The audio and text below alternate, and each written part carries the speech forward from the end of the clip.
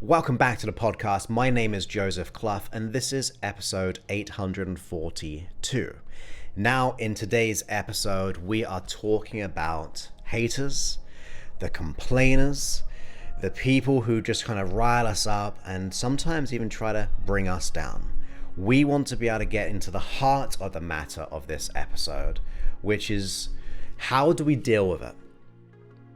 How do we deflect it? How do we experience it or not process it in a negative way that it lingers in our life experience? And really, the honest truth is how to stop people holding you back by doing so.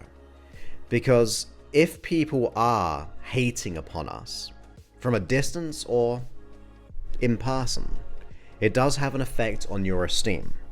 And we do not want it to have an effect on your esteem. We want to be able to shine and rise together. But here's one thing I want us to play around with as a concept. I was thinking about this the other day. That if you have a goal and a dream, no matter what, there are going to be consequences to that. There's going to be consequences. If you want more money, you're probably going to have to pay more tax. If you want more money, you never know, friends will come out the woodwork trying to get more money. With every goal, there's always going to be a downside. It has to. There's always going to be something. Not to say the downside's bad, it's worth it, right? It is worth buying new clothes if it means that you're going to lose weight to be your desired weight. So they can be good things, but the reason why I bring that up right now is that if you choose to expand your success, the chances are that improvement may bring people to criticize you. A term that I hear is like tall poppy syndrome. And I heard that it happens less in America, although I live here, and it does make sense that it's more motivating, whereas England, we're quick to judge sometimes or bring people down to their station. We can kind of project our own mindsets and thoughts sometimes. I don't know if it's a cultural thing, or maybe it's a location thing, but ultimately just know in your mind, be at peace with this. If you are going to get better at something, if you want to achieve a certain goal, the chances are there may be some people who will try to bring you down a peg or two. That can happen. But if we think about the haters, if we think about the complainers, the doubters, we have to be gentle upon ourselves and even them to a degree. Because if you take it personally, you're just going to sabotage that success. You're going to play small because you're going to think, I don't want to rock the boat. We just did episodes at Live Hypnosis and the one before that one about people pleasing, like how it causes us to overdo things and feel bad about ourselves. And in the same notion, if you do want to improve yourself, but you think you might get some negativity around it, you might go, well, it's easier to just not do it. It's easier to go, I don't want to rock the boat. I don't want to cause this conflict here. But that's not fair either, because if it's on your heart, if it's a goal that you want, we shouldn't allow other people to bring us down or to at least stop us. But to be gentle, if we are getting criticism, if we're getting critiqued, if we're getting the haters and the doubters, let's just look at the intention behind their behavior. Number one, it's going to allow you to take it less personally. Number two, you're going to also diminish some of those emotions. If you just play around in your mind for a moment, if there's someone in your life who can be like that, who can hate upon you sometimes, criticize you, doubt you, putting aside the behavior of the critique, think about the intention behind why they are doing what they're doing. Just think about it.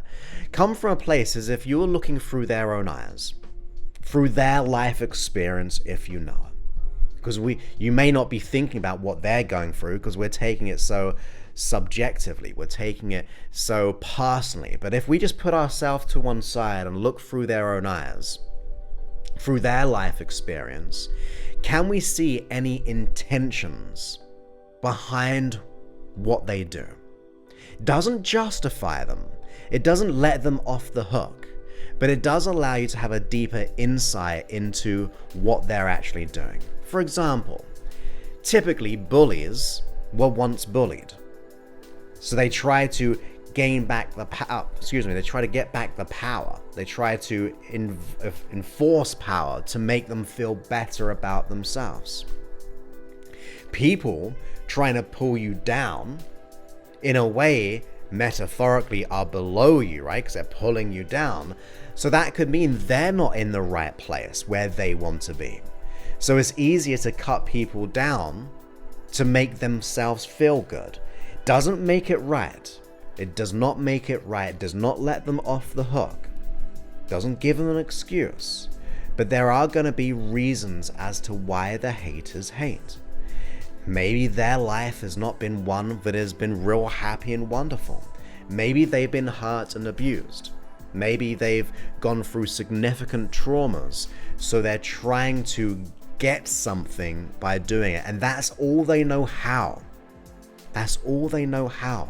I'm sure if they could choose another way of living, of being happy, then they'd probably like to do that. They'd probably do so. But if they cannot, it must mean they're trying to operate from that place that they've always known. Maybe they were so criticized growing up, but they had so many high expectations placed upon them that they go, well, this is just all I know. So therefore I'm going to repeat and replicate the exact same behavior that I was taught. So it doesn't let them off, doesn't give them an excuse, but it can give you a sense of peace that it's not about you. Therefore, you're not taking it personally. Now, on the one notion, I put my work out there to the world. I've got over 1,000 videos on YouTube of my work. I've done over the 842 episodes. And with that being public in the terms of the audio and video space, because it's been downloaded around, or combined, probably like 200,000 times views and downloads every single month of just my free work, you are going to then have a percentage of people who may criticize you. They might say something about my voice, my appearance. Some people don't like those things, aspects of me. But if I were to allow that one person or two people to make me go, well, I'm not going to do this anymore, how bad is that? That wouldn't be a good thing to do, to take all the judgment of one or a small group of people to diminish your potentiality. Why should we be living through the critique, the criticizer, the hater? Why should we allow it to dictate our happiness?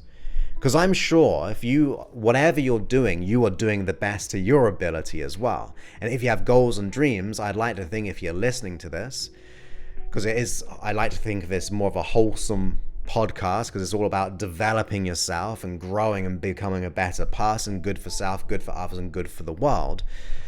I'd like to think we should not have to go, I'm going to play small because of that. Because of the one person, the two people, the three people, the 5 people, even there's 10 people. Why should we allow their opinions to be reality? Maybe it's an opportunity to show them what can be done.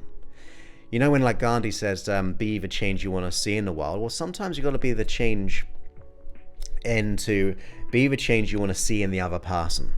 Sometimes they haven't got that model of what can be done. So when you start to be an example of what can be done, they will have a platform or a strategy, or at least evidence that they can do it too.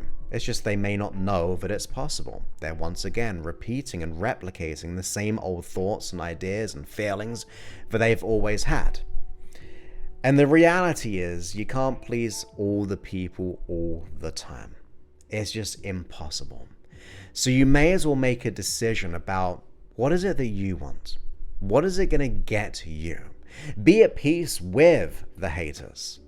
Like, there's going to be people out there, in person and afar, who take so much easier just to type something online. And I think that they're called keyboard warriors or something like that. And they're just doing it. They're not thinking about the consequence. They're just doing it as an outlet. But they're just words. Words shouldn't have to hurt us. Opinions should not have to hurt us. People's belief systems, which are different from our own, shouldn't have to hurt us. I think we've got to get to a level where we go, okay, that's their opinion for me or about something, but it does not have to be my reality. Other people's other people's opinions is none of my business, because it's a reality.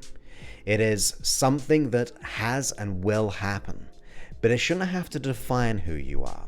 So what I would do is come up with the reasons as to why I'm being the real me, why I'm doing what I'm doing.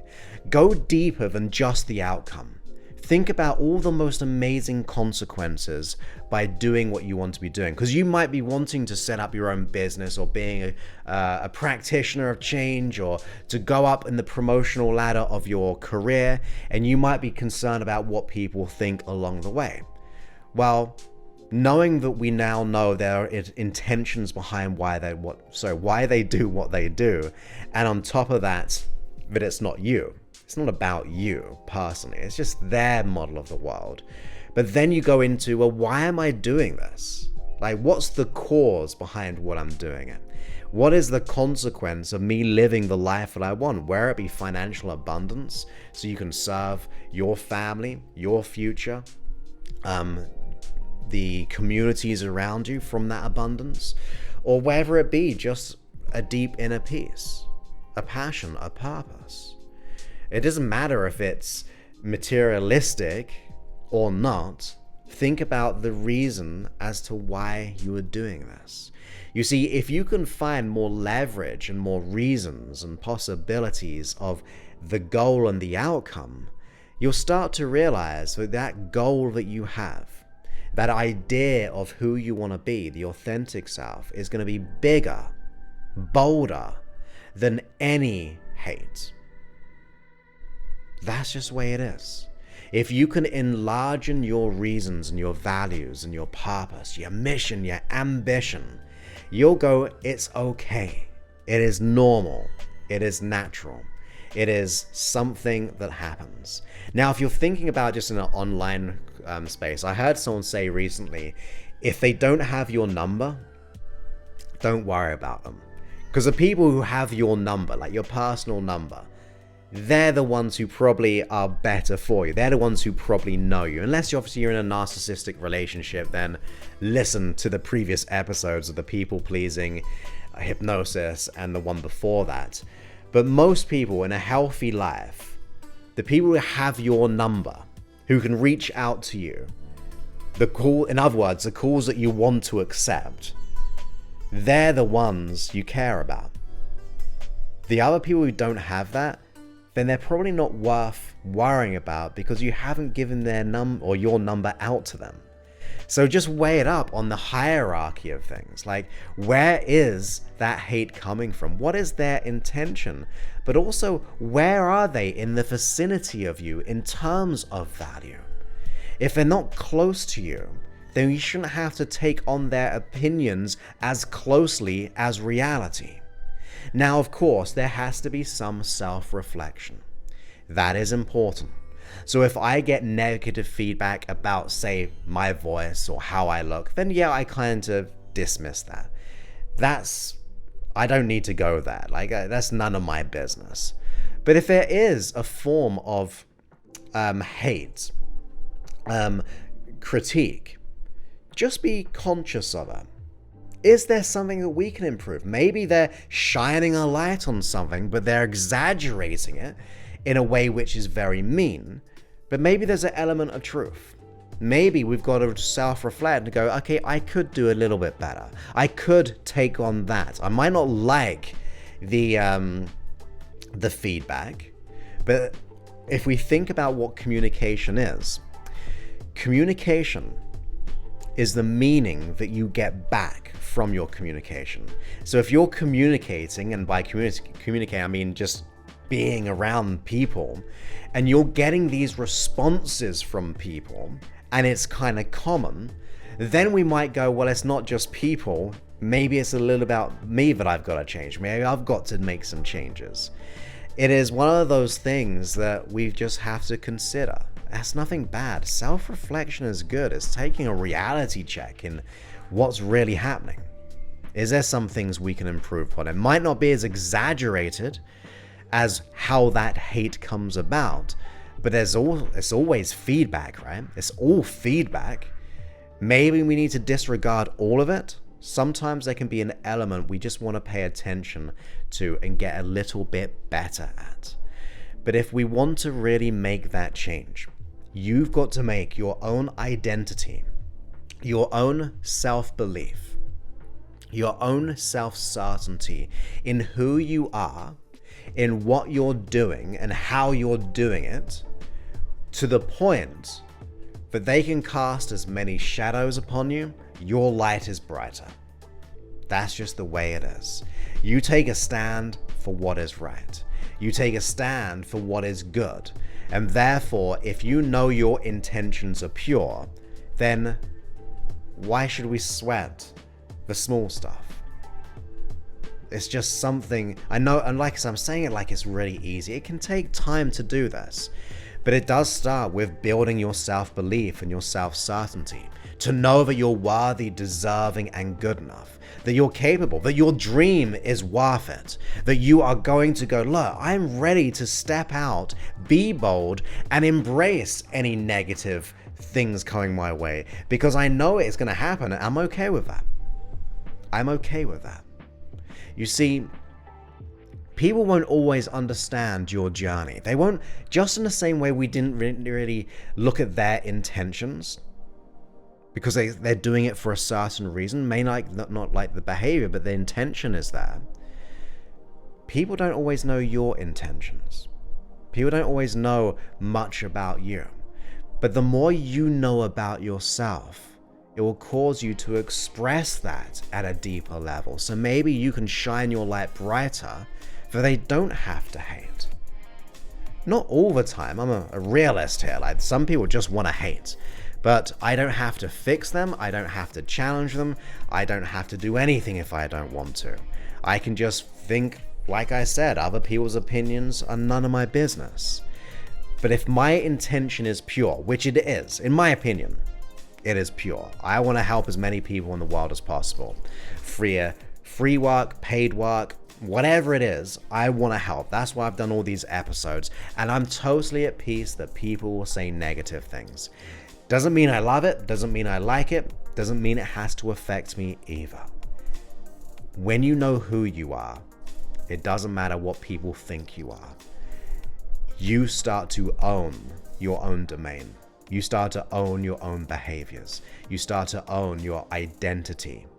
And you have to remember, your identity dictates your belief systems and your values, the things which are important to you. It dictates your capacity, your behaviors, and showing up in the environment. So you don't want to just keep changing the environment. You want to be able to change your identity so you can go into any environment that you want and shine regardless. Now, to finish this off, we still have to be consciously aware of the environment. Is it toxic? Is it a purely toxic place? Because you can't plant wonderful flowers and agriculture in a polluted soil, right? That's not gonna work. So sometimes you do need to unplant yourself, because you are more than the environment. You don't have to stay there if you don't want to. You can leave that narcissistic relationship, or that power-hungry boss, or the abusive XYZ. You have an opportunity to do so. It can take time. It doesn't have to be like right away. You might have to find other things to supplement or to plant yourself to find that new environment. But there are going to be times where you're going to go, look, I just feel like I need to get out of that one. because you've changed all you can, and that's just the environment. But when you know that you're enough, you will do so much more freely and happily, without guilt, without shame, without worry, without expectation, because you know, actually, I'm more than this environment. I'm going to plant myself where it is a rich nutrition, where it gives you the opportunity to flow, to plug yourself in a community with people who lift you up and support you. Because when that happens, you do grow. And that means you can take on that feedback and you're not placing yourself around haters. But I'll just say one more time, with every goal and outcome, with every dream that you have, by being more the authentic self, you are brightening up, right? You're lighting up more. And therefore, other people will and may try to diminish it, because they're blinded by the light. They're blinded by your, let's say, greatness. They're blinded by your desire to be somewhere. So that is why it kind of irritates them. It causes them to feel conflicted, because you're only lighting up maybe a fear within them. Maybe that's a good thing. Maybe you can be the example. But that's going to happen. Doesn't have to be on a big level. Could be just the one person. But be at peace with it. And therefore you don't care. Like, it's good to care less. To not take things so personally. Because if you did, or if everyone did, no one would do anything. Everything that you're experiencing right now, look at everything around you. Maybe the device you're watching or listening to this, because it is being broadcasted live on youtube.com/Joseph Clough, to the things that you have. I am sure the people who created this probably once had doubters that it was even possible, from the technology to the improvements and all those things. They're going to get some pushback and some critics. Is that really possible? Can you really do that? I don't think you're good enough. I don't think that can exist. But the fact that they went out there and did it anyway, because they knew deep down there was something to explore and to express into the world by being authentic and following through with that massive and inspired action, that caused the things that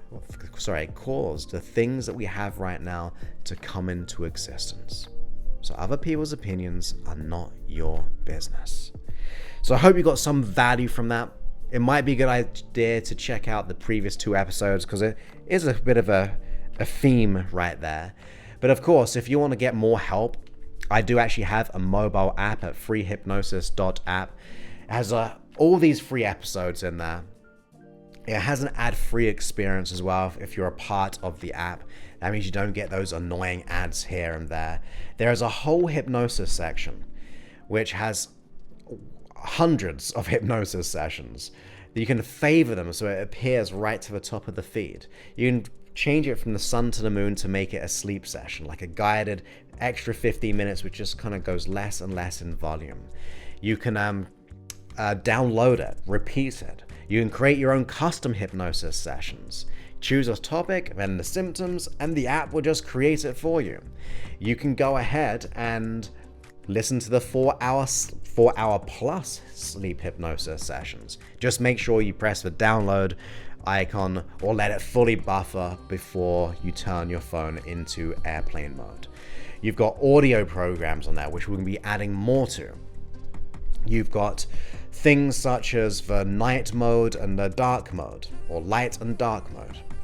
You can create your own playlist, and that means it'll go from one track to the other. You might go, I want this one in the free section, I want this one in the custom section, I want an audio program, and then it will just play them all back to back throughout the night or throughout your workday, throughout your commute. Just make sure you're not listening to hypnosis when operating machinery and things like that, but you get the opportunity to create those.